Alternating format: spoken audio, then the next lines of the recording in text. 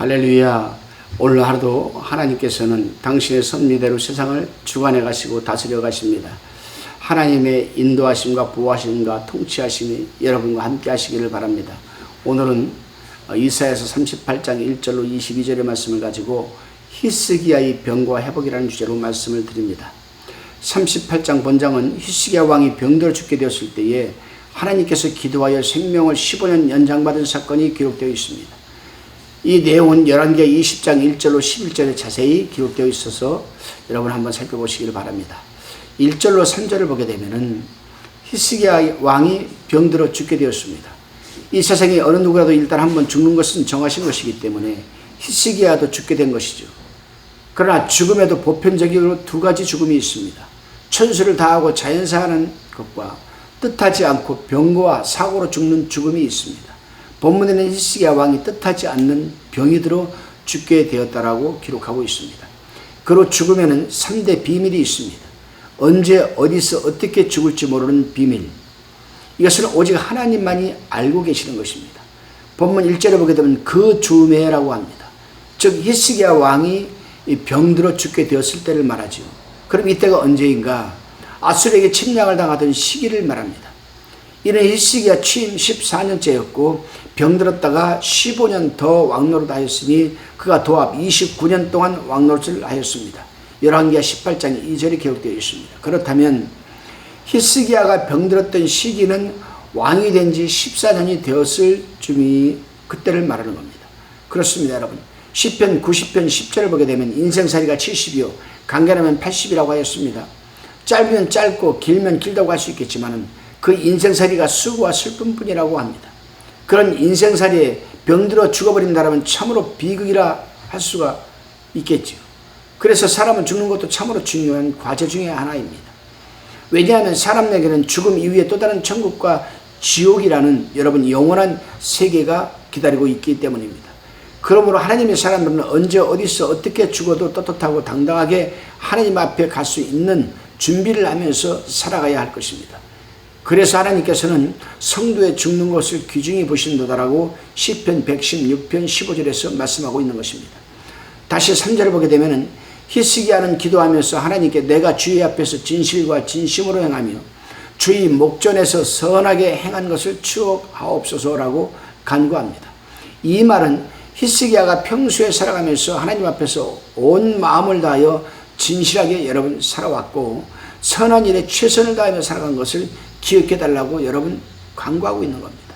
그렇습니다. 하나님의 사람들은 어려운 문제에 직면할 때 하나님 앞에 기도하여 해결받을 수 있는 근거가 있어야 합니다.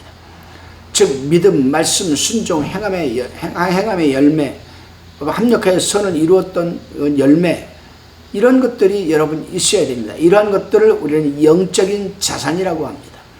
평소에 영적인 자산을 하나님 앞에 많이 비축해 놓아야 나중에 히스기야처럼 어려운 문제가 닥쳤을 때에 하나님 앞에 기도하면서 자신이 평소에 비축해 놓았던 영적인 자산을 내세워 기도할 수 있는 힘과 또한 해결받을 수가 있는 근거가 되는 것이라 할 수 있습니다. 여러분은 영적인 자산을 하나님 앞에 얼마나 비축해 놓으시는지 한번 돌아보시기를 바랍니다. 영적인 자산이 부족하다고 생각이 들거나 아예 없다고 생각하시면 지금부터라도 부지런히 비축해 놓으시기를 바랍니다.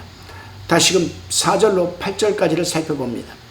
히스기야는 평소에 쌓아두었던 이 영적인 자산을 내세워서 외식 없고 간절하고 여러분 진실한 눈물의 기도를 드리기 시작하자 하나님으로부터 뜻밖의 15년의 생명 연장이 되는 기적적인 축복을 여러분 받게 됩니다. 그렇습니다. 하나님께서 내 기도를 들었고 내 눈물을 보았다라고 하셨습니다. 진실되고 간절한 기도에는 눈물이 따르게 됩니다.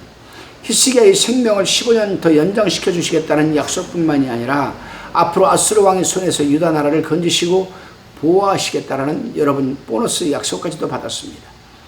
그리고 그 약속을 히스기야가 확신할 수 있도록 징조까지 보여주셨는데 그것은 아하스의 일형표의 해, 그리고 그 해 그림자가 여러분 나갔던 곳이 10도 뒤로 돌아온 겁니다. 일형표는 아하스의 궁전의 어떤 계단에 의한 그늘로서 시간을 알도록 만든 것이로서 곧 해시계라고 할 수가 있습니다. 그렇습니다. 여기서 우리는 아주 또 중요한 깨달음을 갖게 됩니다. 나 한 사람이 간절하고 진실한 기도가 나라를 구할 수 있고 환경을 변할 수가 있다는 겁니다. 변화시킬 수가 있다는 거죠.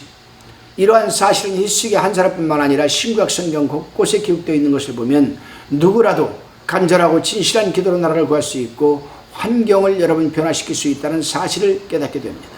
물론 평소에 하나님과의 관계에서 영적인 자산을 많이 쌓아온 사람만이 특권이기도 하지만 말입니다.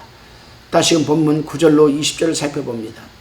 히스기야는 자신의 병이 들었을 때에 절망적이었던 순간을 회상하고 있습니다.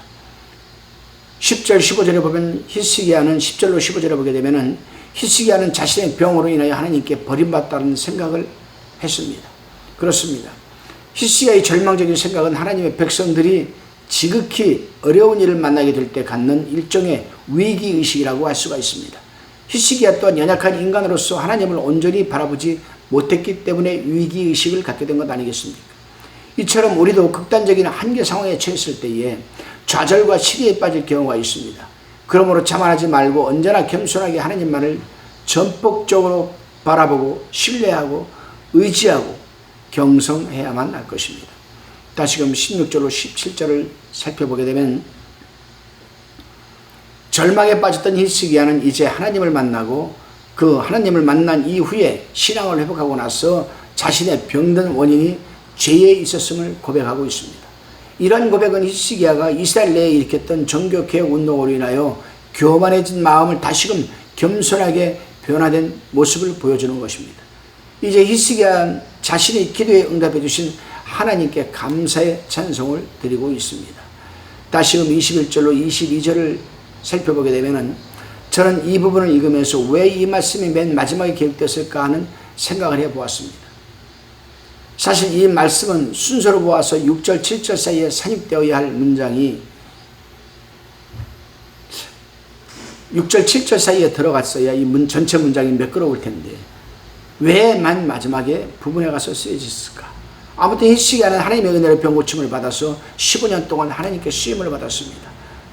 여러분, 우리는 오늘 하루도 여러분 가운데 병든 자가 있습니까? 걱정하지 마십시오. 나는 너희를 치료한 여호와 라파 하나님이라고 하셨습니다.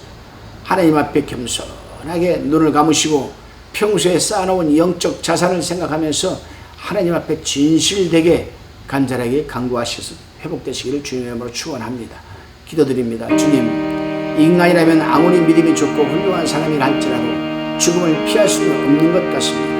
그리고 그 죽음은 갑자기 찾아옵니다. 그러나 그 죽음이 언제 어디서 어떻게 찾아올지 모르오니 우리가 살아 생전에 죽음에 대한 대비를 잘 준비하여 죽더라도 떳떳하고 당당하고 부끄럽지 않게 하나님 앞에 갈 수 있도록 인도하여 주옵소서.